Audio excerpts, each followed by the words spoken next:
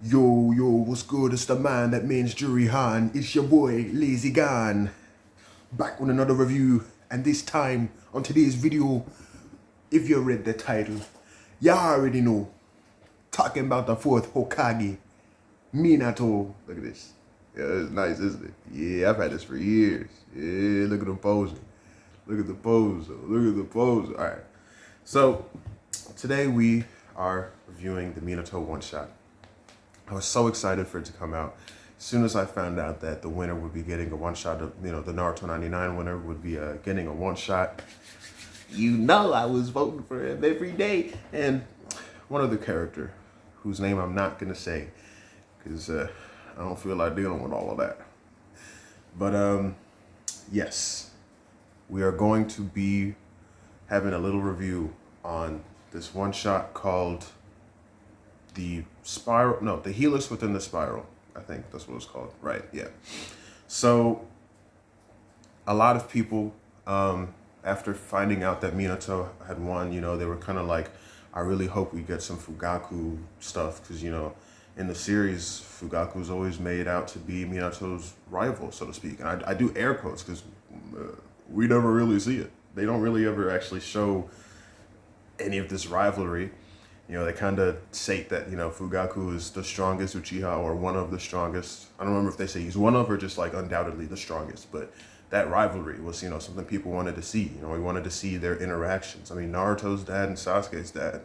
Why wouldn't you want to see them interact and potentially even fight? But that didn't happen.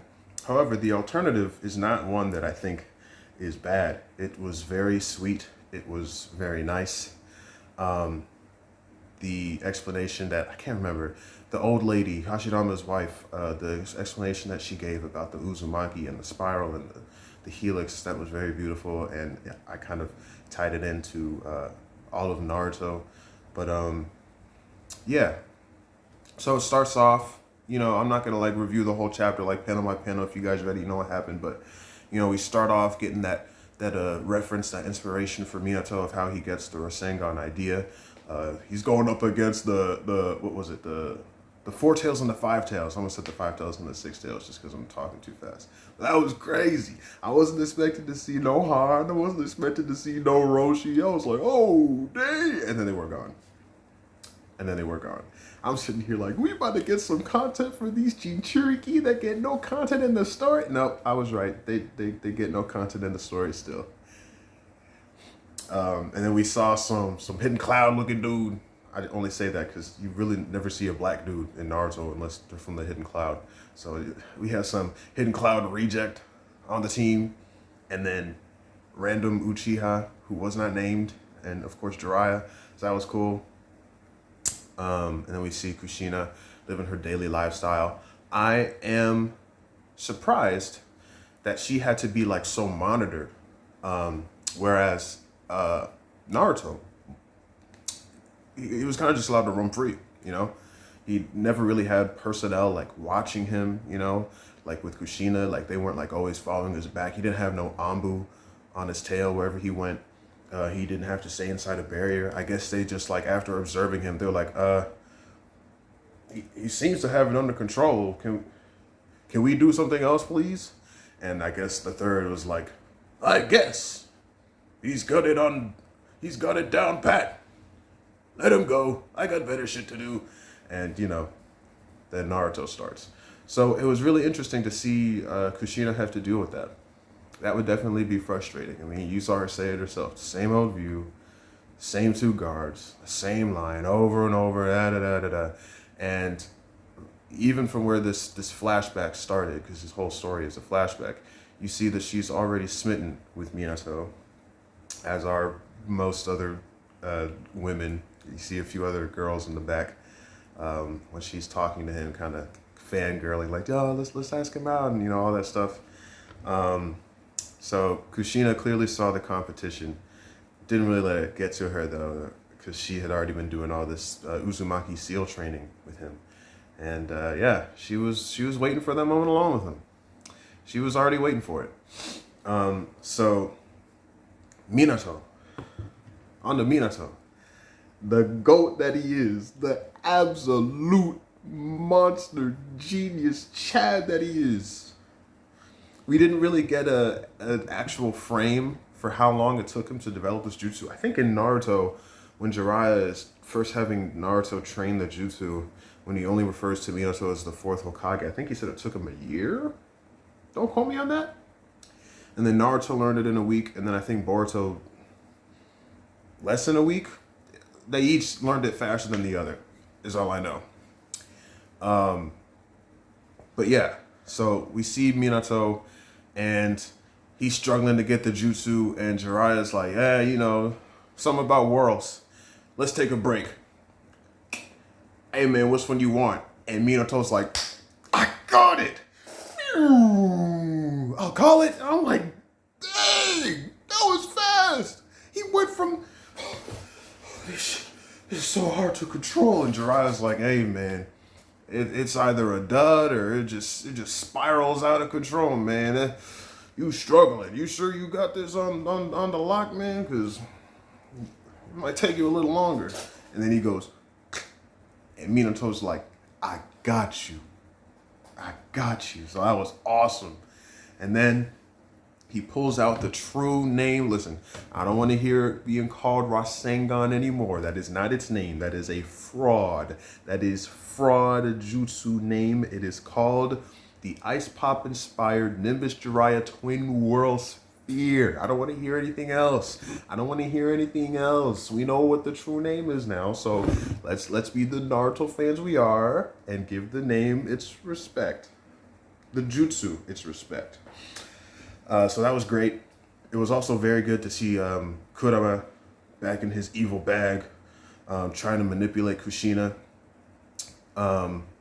And fortunately, thanks to, once again, I don't remember her name, Hashirama's wife, planting those seeds of finding love and happiness within yourself, you know, fill your vessel.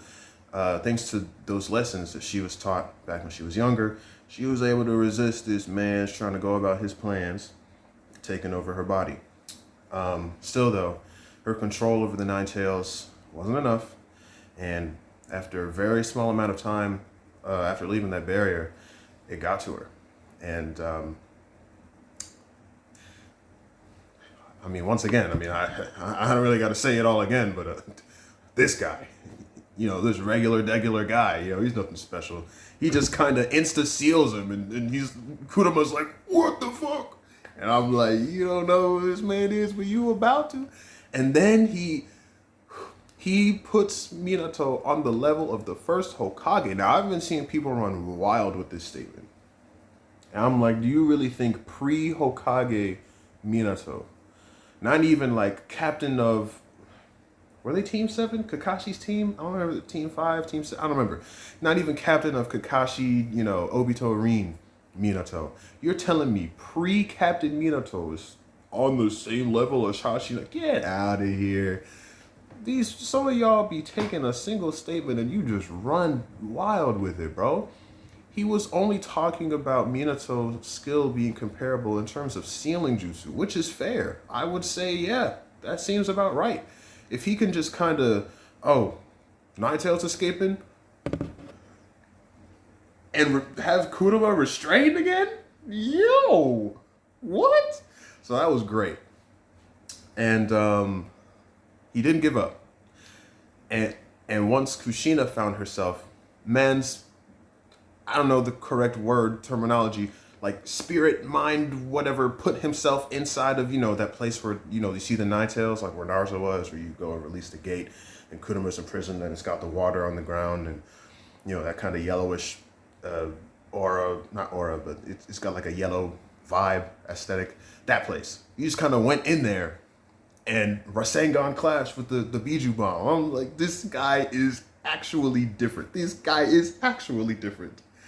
So, yeah. He's my favorite character besides Sasuke, for a reason. And the only other thing that I have to say, really, about this review is the explanation that Hashirama's wife gave about the Uzumaki and the spiral helix thing. I loved it. I absolutely loved it. She's, you know, the spiral represents the Uzumaki. They are unchanging.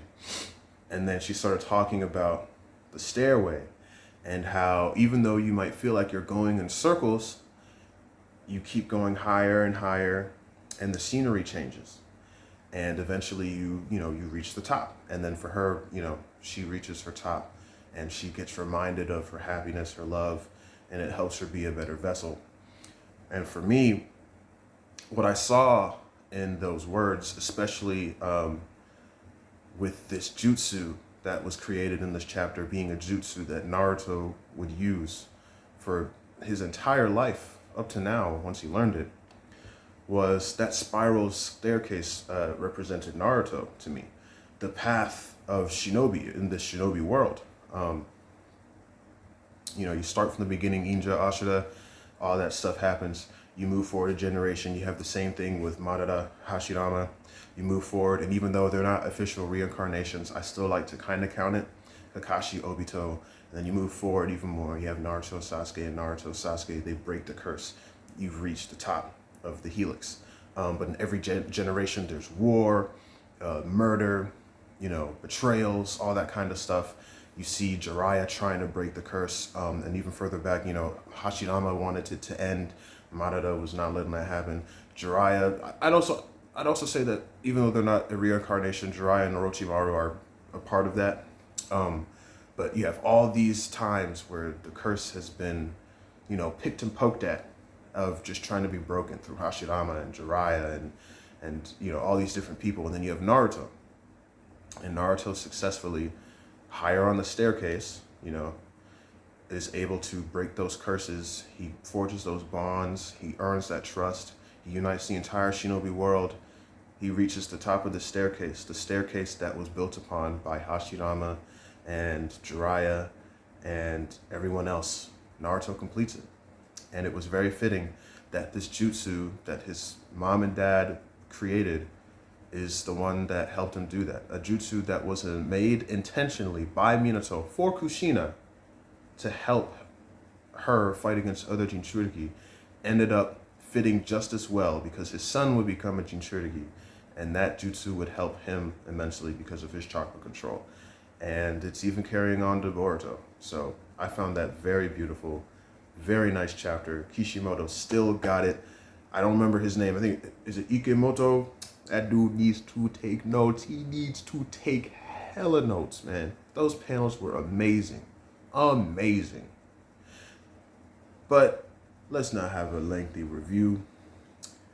That's the end. This guy's cracked. I knew he was gonna win. If we got something about Itachi, if we got something about Naruto, man, don't have 700 chapters. So, really glad we got this. I loved it. I've read it like 3 times. I would like if it got an anime adaptation, but that's iffy right now. But Kishimoto and really just the rest of the, Bandai Studio Period, they all know, this stuff is popular. This stuff is going to sell. People want this. So hopefully they'll actually, make some more stories like this, because it's just more money for them.